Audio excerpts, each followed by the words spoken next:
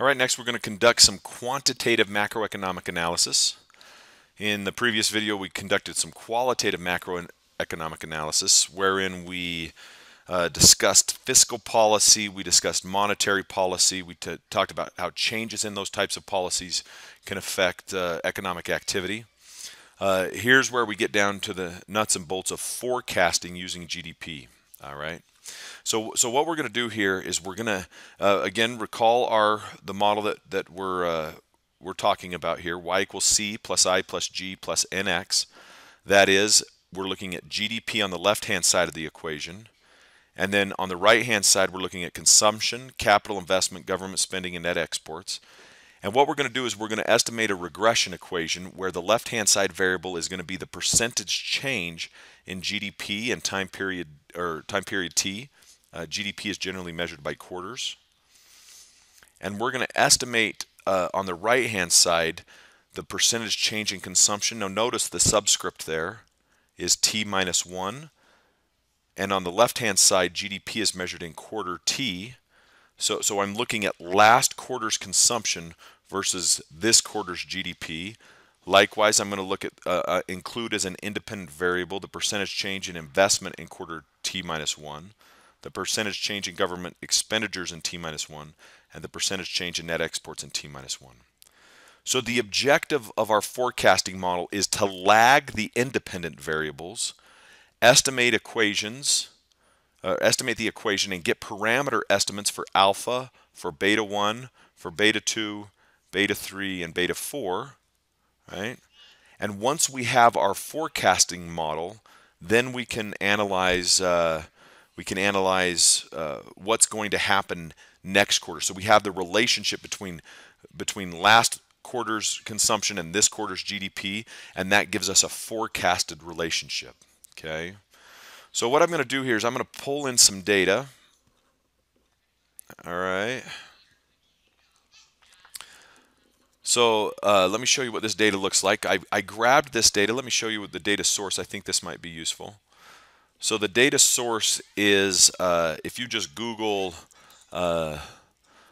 Fred, it's going to pull up a whole bunch of other stuff, but the first thing it should pull up is the Federal Reserve Economic Data website from the St. Louis Federal Reserve. Okay, and here you can get a whole bunch of macroeconomic data. I'm talking there is no shortage of data here. You can look here. You can get 10-year Treasury bonds. You can get a whole bunch of other stuff here. Real gross domestic product, the unemployment rate, many of these things, the 30-year fixed rate mortgage average in the United States. There's a ton of different data here. Again, we're only going to include consumption, capital investment, government spending, and net exports. All right. So what I have here is I have data from third quarter 2019 to first quarter 2004. Okay. So what I need to do is I need to estimate this equation where GDP is going to be on the left-hand side and these four variables are going to be on the right-hand side. Now it's important to note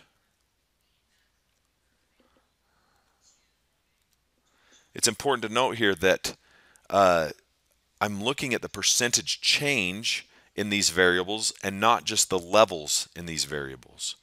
Does that make sense? So what I'm going to do here is I'm going to calculate the percentage change in GDP. And the way that I'm going to calculate this is I'm going to call this, I'm going to say equals GDP today minus GDP last quarter divided by GDP last quarter. And that's going to give me the percent change in GDP for the most recent observation. If I double click this down here in the corner, it's going to populate that entire column there. So again, this is the percentage change in GDP in each particular quarter. Notice here, the very last quarter I can't find a value for because I don't have the previous quarter in the formula. Now, as independent variables, what I'm going to do is I'm going to include the percentage change in consumption, which is going to be equal to consumption this quarter minus consumption last quarter divided by consumption last quarter. And again, that's going to give me the percentage change in consumption quarter over quarter for the most recent observation. I double click there to populate the column. And I'm going to do the same thing for investment. This is going to be equal to the capital investment in the most recent quarter minus capital investment in the previous quarter divided by capital investment in the previous quarter.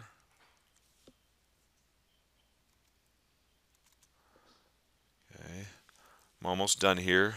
I'm going to do the same thing for government spending.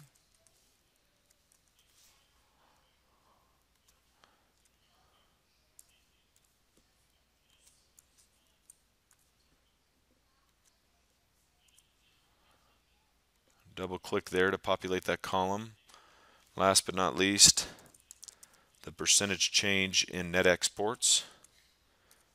This is going to be net exports in the most recent quarter less net exports in the previous quarter divided by net exports in the previous quarter. And that's going to give me a percent change. Okay. So again, this here is my independent variable, or my dependent variable rather, my left-hand side variable. And these columns here are going to be, I'm going to shade them a different color, are going to be my independent variables. All right. So to calculate the regression, recall from an earlier video I showed, or at least discussed regression analysis generally. I'm going to click under the Data tab, this Data Analysis tool pack. It provides a whole bunch of statistical analysis that I can perform on the data. I'm going to go here to Regression. And it says to input my Y range, I'm going to highlight my dependent variable, the percentage change in GDP. Now notice something, when I highlight that all the way down, I don't have a value here, so it's going to give me an error. What I'm going to do is I'm going to change that number. Instead of row 65, I'm just going to shut that off at row 64. Okay. And then my independent variable is going to be the percent change in consumption, the percent change in investment, the percent change in government spending, and the percent change in net exports. And again, I'm going to trim that on row 64 so I don't include that last row that has not populated a percent change. Okay. Let me double check my work. I got column G as my dependent variable and columns H through K as my independent variables. I'm ready to estimate my forecasting model. I click OK. And here we have it. A couple of interesting things here. First, this is my intercept, alpha. This is beta 1, beta 2, beta 3, and beta 4. Let me pull up that Word document real quick to discuss what that looks like.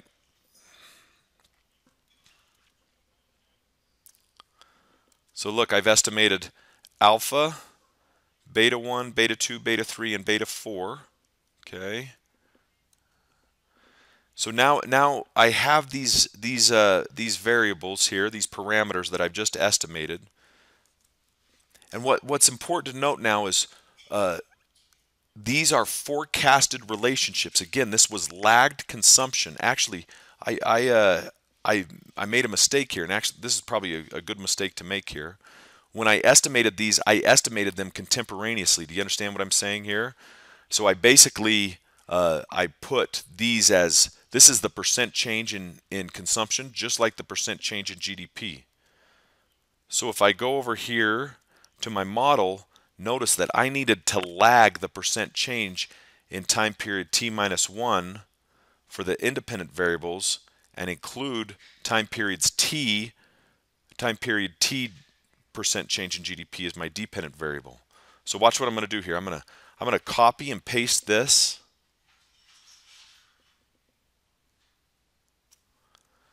Copy this here. I'm going to come over here and I'm going to drop down one row and I'm going to paste that. But as I do that, I'm going to paste the values. Okay.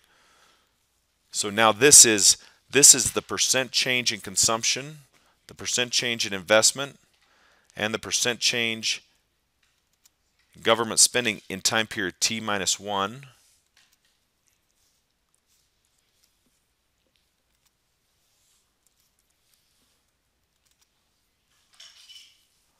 Okay. So actually columns L through O are going to be my independent variables of interest.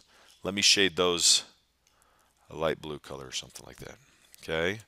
So this was a good mistake to make. This is a common mistake that people make. When I'm estimating this forecasting model, I need to make sure that the independent variables are lagged 1 quarter. Okay. Let me go ahead and then estimate this equation again. Notice here, I don't have any observations for my first row for my independent variables. So that means that I'm going to have to start my analysis from row 3 all the way down to row 64. I'm going to go to the data analysis tool pack there, say OK. And so instead of G2, I'm going to start my analysis at G3. And instead of H2, I'm going to start my analysis at L3. And that's going to go to O64. Okay. Make sure you have the same number of rows highlighted for both the independent and the dependent variables, or else the regression won't run. Hopefully you understand why I had to move this from G2 down to G3. I don't have any observations here because I had to lag my data 1 quarter. I'm going to click OK. And this is going to give me much different results. This is the actual alpha, the actual beta 1, beta 2, beta 3, and beta 4. Okay. And so this is going to be my model here. Okay. These are my forecasted parameters. And then what we would do here is we would wait until the new data became available. So consumption data, investment data, government spending, net exports, this stuff is generally released by different government entities. The Bureau of Labor Statistics, the Bureau of Economic Analysis, and the Federal Reserve will have data on these independent variables. And so we'll wait until the new data comes out. And let's say today, right this instant, the new data came out about what the change in consumption is quarter over quarter. So today I observed consumption and I realized that there was a 3% increase in consumption. Okay, so recall that now I have estimated the alpha, the beta 1, beta 2, beta 3, and beta 4, and now I observe consumption as being 3%, a 3% increase. So I'm going to type in 3% there. Let's say I observe a 1.5% increase in business investment. Let's say I observe a 1% increase in government spending. And let's say I observe a negative 1% increase in net exports. Does this make sense? Hopefully this is clear. These are variables that I just so happen to observe today, and on this day the various government entities release the new data on consumption. So these are my parameters, and this is the new data that I observed today. And what I have to do now is to get my forecasted GDP. This is going to be equal to the following. I'm just going to follow my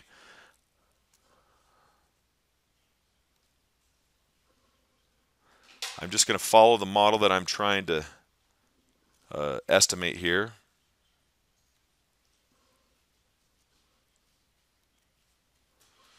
Okay.